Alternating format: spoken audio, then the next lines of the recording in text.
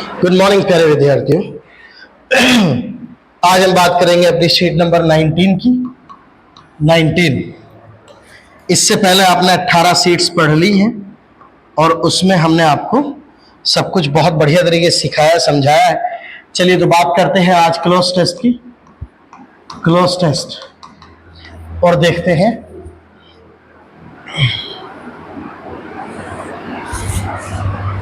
पैलियोंटोलॉजिस्ट जीवाश्म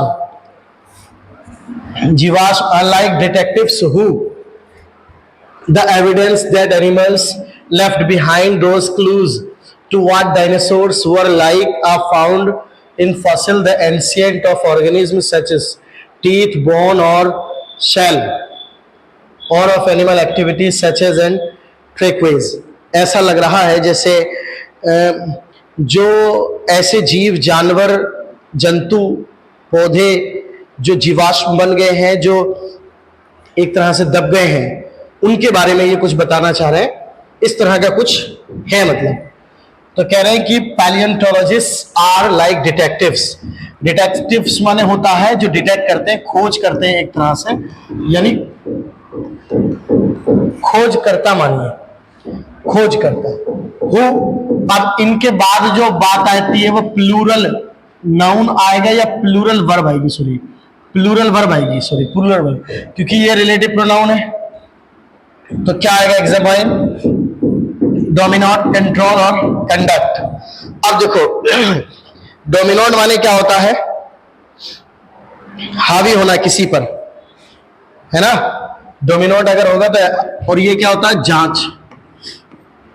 ये क्या होता है? किसी पर हावी होना, शासन करना, उस पर शासन करना।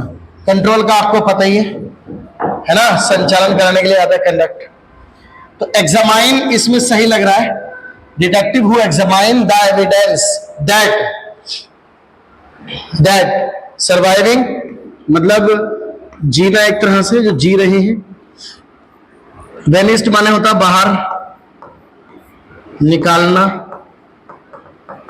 एक्सटिंक्ट माने क्या होता है? एक तरह से इनएक्टिव माने तो वो है जो एक्टिव नहीं है, सक्रिय नहीं है, असक्रिय है, जो सक्रिय नहीं है बच्चों, उसे बोलेंगे। और एक्सटिंक्ट माने क्या होता है? विलुप्त, है ना। ये क्या होता है मेरे लाल? ये होता है विलुप्त।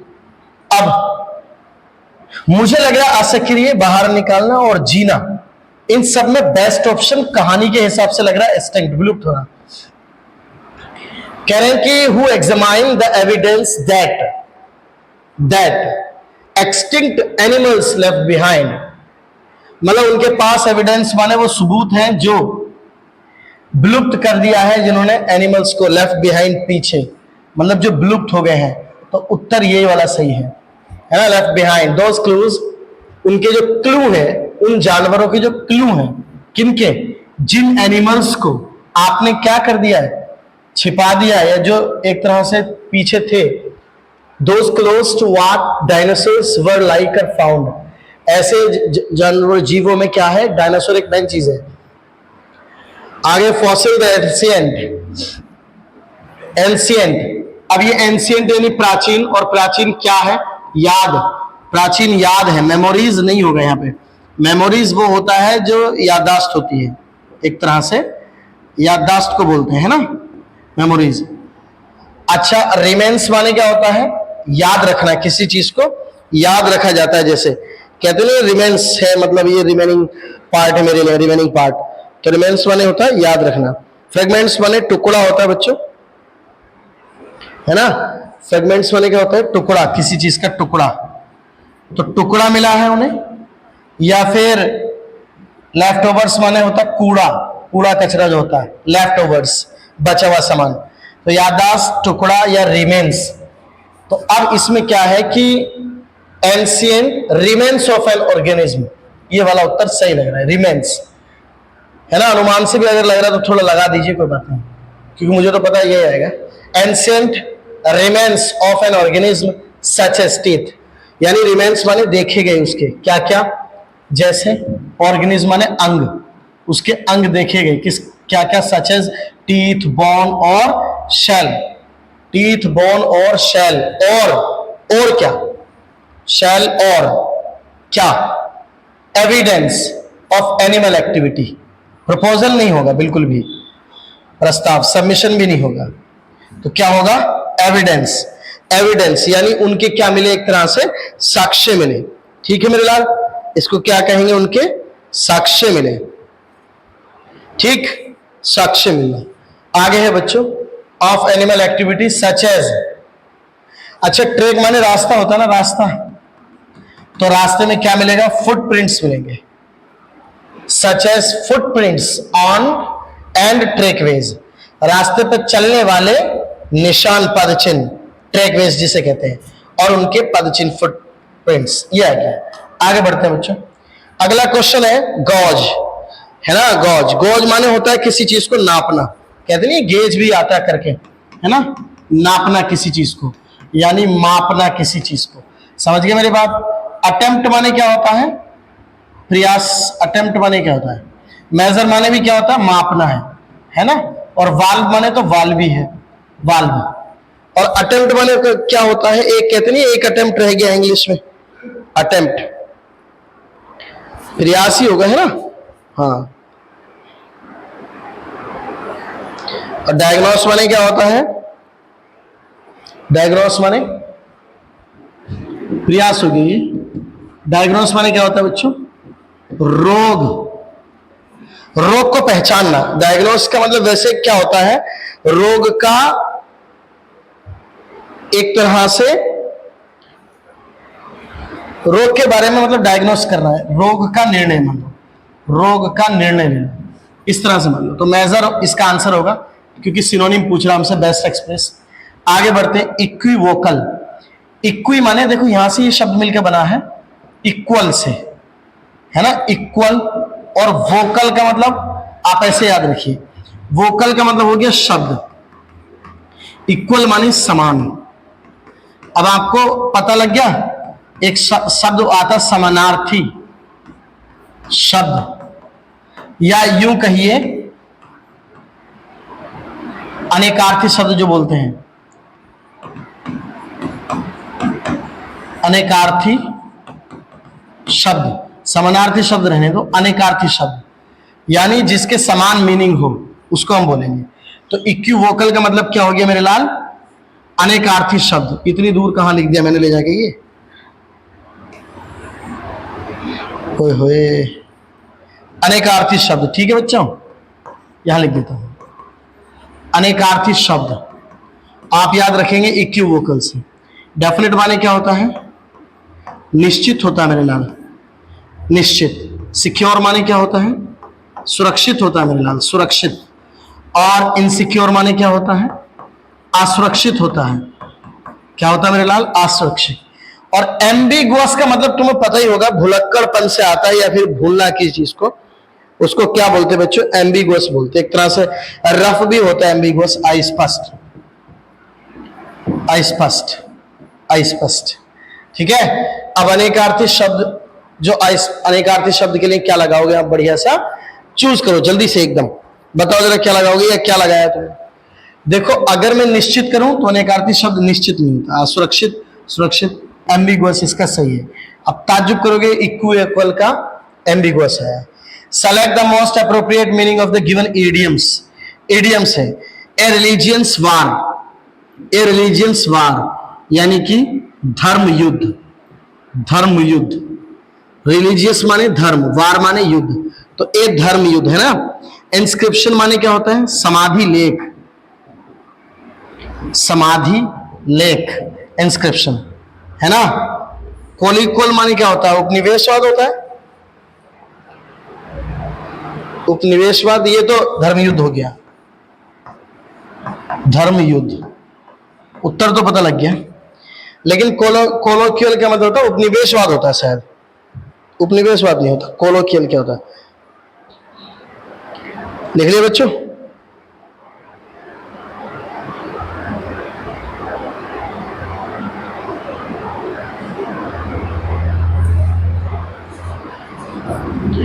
उपनिवेशवाद, और ये भी इसी चीज से मिलके बना है, कोलोकियल, तो इसका मतलब क्या होता है बच्चों कोलोकियल का? प्रचलित भाषा, है ना, प्रचलित भाषा। क्या उत्तर लगाने के विचार में है आप? धर्मयुद्ध हो ही गया है, कोई बड़ी बात है नहीं। बात समझ में आ रही नहीं आ रही? याद रख लिया करो, एक बार वीडियो देख लो। मैंने कल सुना था आपको शीट नंबर 18, आपको खुद महसूस हुआ था कि यदि हम वीडियो एक बार देख लें 100% हमारे सब कुछ तैयार हो जाएगा, लेकिन हम लोग वीडियो देखते ही नहीं ढंग से। वीडियो देखा करो ढंग से। ए place where bees are kept, जहां पर मधुमक्खी पाई जाती हो, है ना, जहां पर मधुमक्खी होती हो उसे क्या बोलेंगे? एपियरी। और ये मैं बताता हूं हमेशा, पक्षीशाला, है ना। हाइव माने क्या होता है बच्चों? छत्ता मधुमक्खी का। नेट माने क्या होता है? जाल होता है मेरे लाल, है ना। तो क्या लगाओगे? उत्तर लग गया। आगे है गिवन वर्ड्स। स्कैंटी माने क्या होता है? एक तरह से खाली होता है, खाली, है ना। नेस्टी माने क्या होता है? तुच्छ होता है, तुच्छ या गंदा, कितना नेस्टी हो रहा है ना। वो जो गांव में बोलते हैं नेस्टी हो रहा, नेस्टी, है ना, नेस्टी शब्द जो बोलते हैं, तो गांव वाले अंग्रेजी में गाली देते हैं बच्चों को कि कितना नेस्टी हो रहा है। सही है, ये होता है बात। खाली या अल्प, दो बातें हैं बच्चों इसमें। अल्प और अबाउंडेंट माने क्या होता है? प्रचुर मात्रा में। ये इसका सिनोनिम एंटोनिम होगा, प्रचुर मात्रा। क्या पूछ रहा हमसे? ये एंटोनिम पूछ रहा है। क्या पूछ रहा है? एंटोनिम पूछ रहा है। सो उत्तर तो पता लग गया है ना। नेस्टी माने तुच्छ या गंदा होता है। नेस्टी सनीचर, नेस्टी कहते नहीं, सनीचर हो गया, नेस्टी हो गया। चलो खैर आगे देखते हैं बच्चों। एक्सपेडिएंट का मतलब होता है उपाय, उपाय, एक्सपेडिएंट का मतलब, सही है। इसका मतलब क्या है? उपाय, उपाय। और इसका मतलब पैलेट्री का मतलब होता है तुच्छ। चलो आगे बढ़ते हैं। एस्पेरिटी, एस्पेरिटी देखो, क्रियोसिटी माने तो तुम्हें पता ही है, क्रियोसिटी एक वर्ड आता है, जिज्ञासा जिसे कहते हैं, जिज्ञासा, जिज्ञासा, है ना। और इसे क्या बोलते हैं? तीक्ष्णता, तीक्ष्णता। इसे क्या बोलते हैं बच्चों? जिज्ञासा। और एक्रीडिटी, एक तरह से एक्रीडिटी क्या होती है? एक्रीडिटी होता है मतलब एक नफरत, मतलब निगेटिव वर्ड है एक्रीडिटी, एक नफरत की तरह जो आता है, कटुता जिसे बोलते हैं, कटुता। और इसे अगर हम बोले तो ये शिष्टाचार के रूप में आता है बच्चों, शिष्टाचार, है ना, शिष्टाचार। और ये कटुता के रूप में आता है। एक तरह के से वर्ड लगते हैं, एक तरह से सिविलिटी, वो शिष्टाचार क्या है? वो सिविलिटी है ना। और ये एक्रीडिटी, कटुता। आप उत्तर का देखो, आप क्या लगेगा? तीक्ष्णता है ये, और इसका एंटोनिम आपको बताना है। पहले बच्चों बताओ जरा, क्या बताओगे? तीक्ष्णता बताओ, तीक्ष्णता। पुरुषत्व, पुरुषत्व, पुरुषत्व यानी पुरुष जैसा। तो बताओ जरा क्या लगाओगे भाई साहब? शिष्टाचार ही लगाओगे, और क्या है? जो तीक्ष्ण है वो शिष्टाचार, इसका विलोम हो गया। आगे बढ़ते बच्चों। आगे आ गया है तुम्हारा, हो ये job seekers are not, job seekers are not, job लेने वाले, जॉब सीकर्स जो है are not, are not being unemployed, are a test of faith.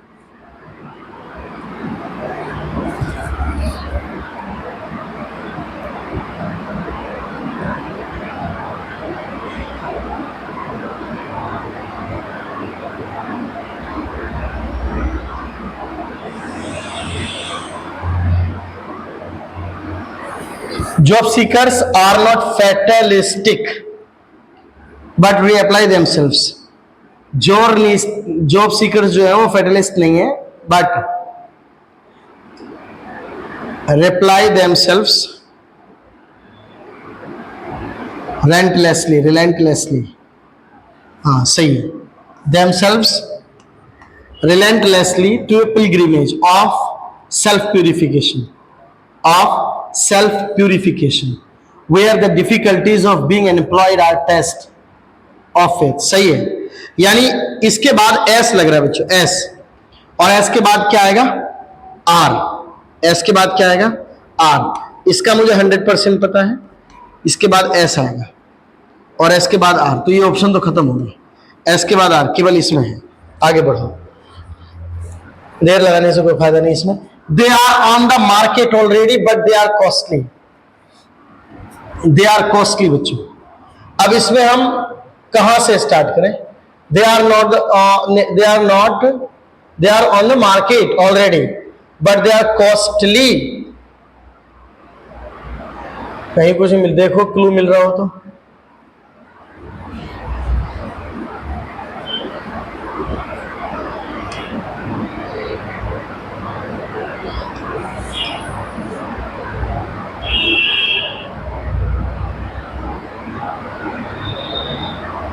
एक चीज तो मिल रही है मुझे,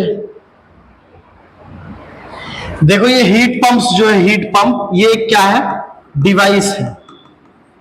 और इस डिवाइस के बारे में जिक्र कहां हुआ, ये देखो हीट पंप्स, ये प्लूरल है ना, ये प्लूरल है ना, तो ये दीज जो आया इस प्लूरल के लिए आया है। दीज प्लूरल, दीज भी प्लूरल होता है ना बच्चों, तो ये इसके लिए आया। तो these device extract warmth from the air of the ground. अब ये हीट है तो वो क्या करेगी, वार्म करेगी from the air of the ground और from water, a bit like a fridge operating in a reverse.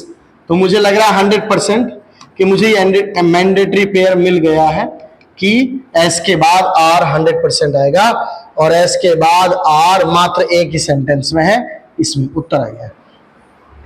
Instead of the sweet taste she expected it was.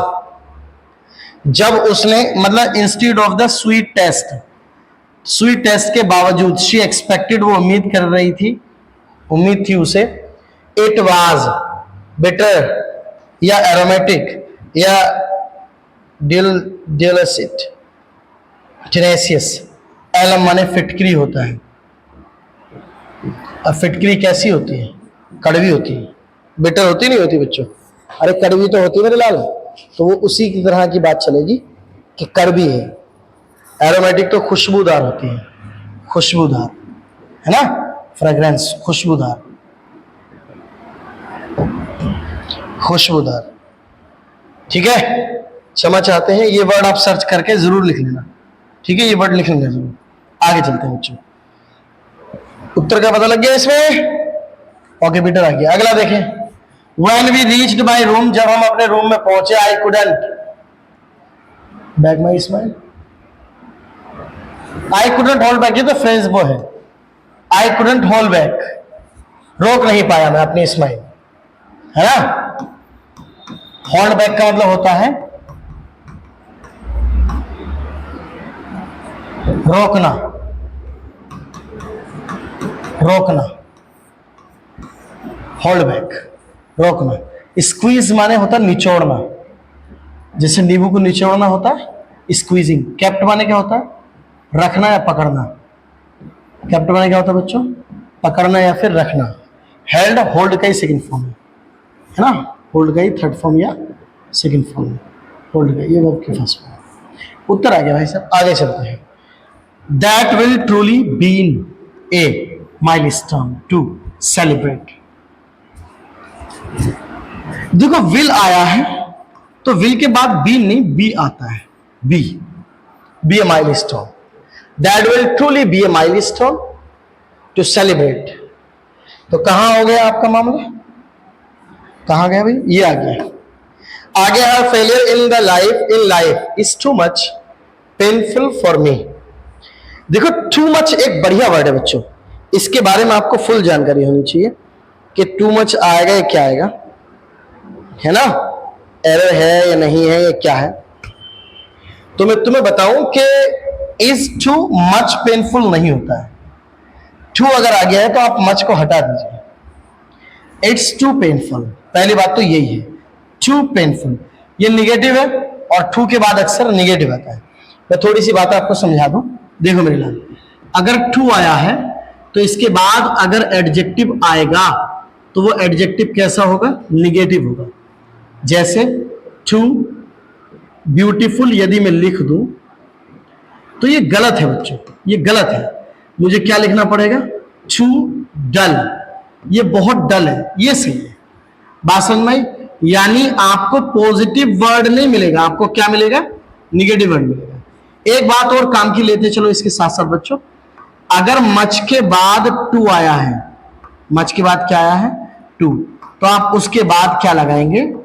Adjective लगाएंगे या एडवर्ब लगाएंगे? ये मसला है। एडजेक्टिव लगाएंगे, एडवर्ब लगाएंगे, ये कई बार एग्जाम में आता है ना? बताओ क्या लगाओगे? एडजेक्टिव या एडवर्ब दोनों आ सकते हैं, है ना? एडजेक्टिव या एडवर्ब, दिख रहा है मेरे लाल? और अगर यहां पे टू मच आ गया, टू मच, तो आप यहां पे क्या लगाएंगे जानते हैं? नाउन। अब आप समझेंगे नहीं इस बात को। बेटे मच है एडजेक्टिव, और एडजेक्टिव किसके पहले आता है? नाउन के। और टू है एडवर्ब, और एडवर्ब या तो एडवर्ब से पहले आएगा या फिर एडजेक्टिव से पहले आएगा। जगह कम थी लेकिन बात कम पते की थी, है ना? तो इसलिए बच्चों केवल मच हटना है और एरर बना किसमें? इस टू मच में। ये आप कॉपी कर लेना, सही से आगे बढ़ते हैं।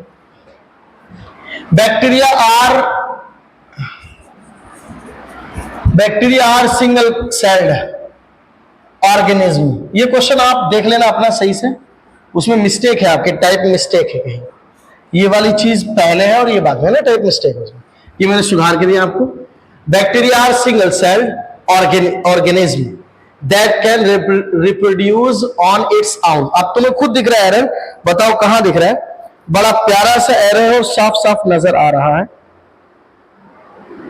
बताओ मेरे लाल। देखो, खुद देखो, ऑर्गेनिज्म अंगों का, single celled organism that can reproduce on their own, on their own, है ना? प्लूरल आएगा आगे। ए फुली ग्रो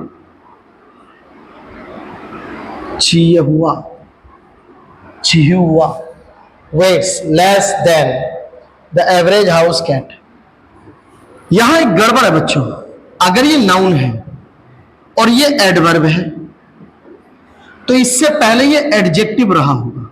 मतलब ये समझ लो कि यहां नाउन है और उससे पहले क्या है मेरे लाल? इस नाउन की तारीफ करने वाला एडजेक्टिव है, और इस एडजेक्टिव की तारीफ करने वाला क्या है? एडवर्ब है। क्या है मेरे लाल? एडवर्ब है, एडवर्ब। तो आप एक बात समझिएगा, इसको एडजेक्टिव फॉर्म में लेना है। इसने नाउन की विशेषता बताई और एडजेक्टिव की विशेषता एडवर्ब ने बताई। फुल्ली 100% एडवर्ब है, ये एडवर्ब है मेरे लाल। और अगर हम इसकी बात करें ग्रो की, तो ग्रो एडवर्ब नहीं है, एडजेक्टिव बनाना है, तो इसका क्या आ जाएगा? अब यहां एक प्रॉब्लम है कि ग्रो का हमें थर्ड फॉर्म लेनी है या फिर एडजेक्टिव बनाना पास्ट पार्टिसिपल की तरह। तो ग्रो का ग्रो नहीं रहने देना और क्या करना? पास्ट पार्टिसिपल बना देना है, ठीक है? ये है बात। तो एरर कहां बना? इसमें बन गया सॉरी, क्या आ जाएगा? फुल्ली ग्रोन, यानी इसका क्या आ जाएगा? ग्रोन आ जाएगा, फुल्ली ग्रोन। ग्रो तो नहीं आएगा, ग्रोन आ जाएगा। ये क्या हो गया हमारा? पास्ट पार्टिसिपल हो गया मेरे लाल। क्या हो गया? Past participle. यानी पास्ट पार्टिसिपल में क्या आता है? वर्ब की थर्ड फॉर्म। लेकिन किसका काम करती है वर्ब की थर्ड फॉर्म? एडजेक्टिव का, है ना? एडजेक्टिव काम करती है। जैसे तुमने देखा होगा, मैं बताता हूं अक्सर, फ्राइड मोमोज, है ना? फ्राइड मोमोज, मोमोज नाउन है तो फ्राइड एडजेक्टिव हो गया, इसकी क्वालिटी बता रहा। तो फ्राइड है तो वैसे वर्ब की थर्ड फॉर्म ही ना। तो ये बात समझने की है, इसलिए इसमें एरर हो गया। Hang up the clothes in the closet, she hang up.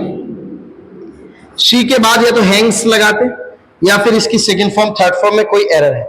इसके लिए आपको समझना पड़ेगा, इस क्या होता है? हैंग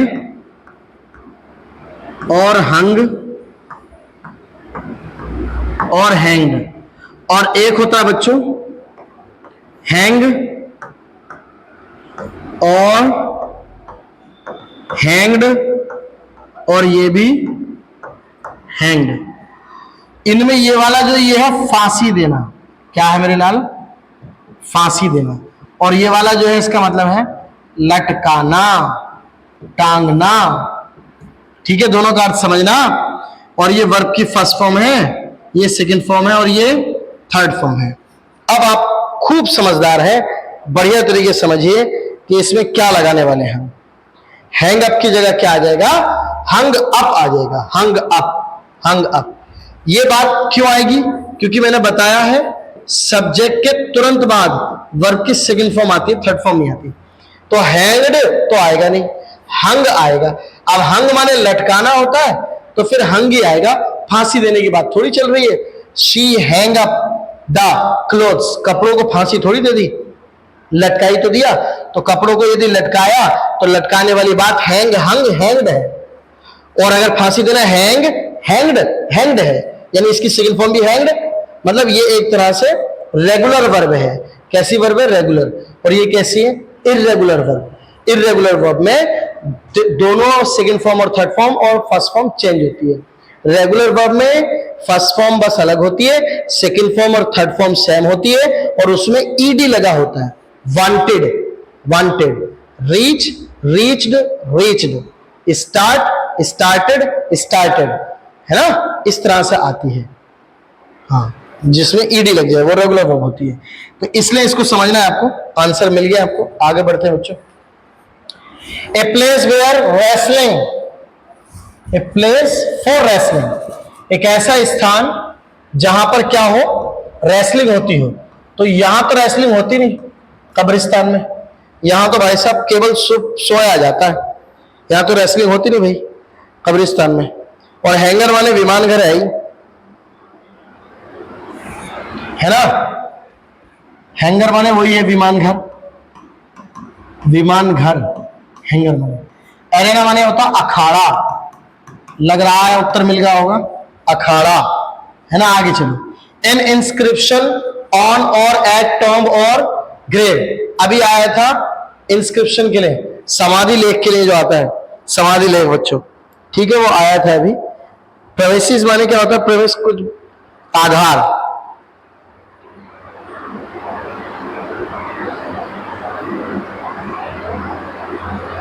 आधार होता है, आधार, आधार, आधार। ये जो है इससे जो पूछ रहे लोग, आधार होता है। देखो ईपीटेफ क्या होता है? समाधि लेख होता है बच्चों, समाधि लेख। यानी समाधि पे नहीं लिखा हुआ होता है कि विक्रम दास और जो है जन्म, ऐसे लिखा हुआ होता है 19 जनवरी 1980, फिर ऐसे, और तो ईपीटेफ होता है, समाधि लेख। आगे बढ़ते हैं बच्चों। Select the best option, active passive, direct indirect. देखो आराम से सेलेक्ट कर सकते हो, एक मिनट करके दिखाओ जल्दी से।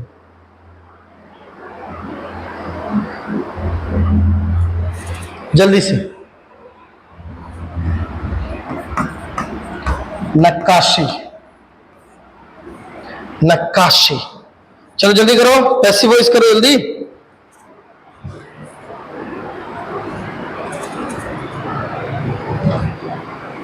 और इम्प्रिंट, अंकित करना, किसी चीज को अंकित करना।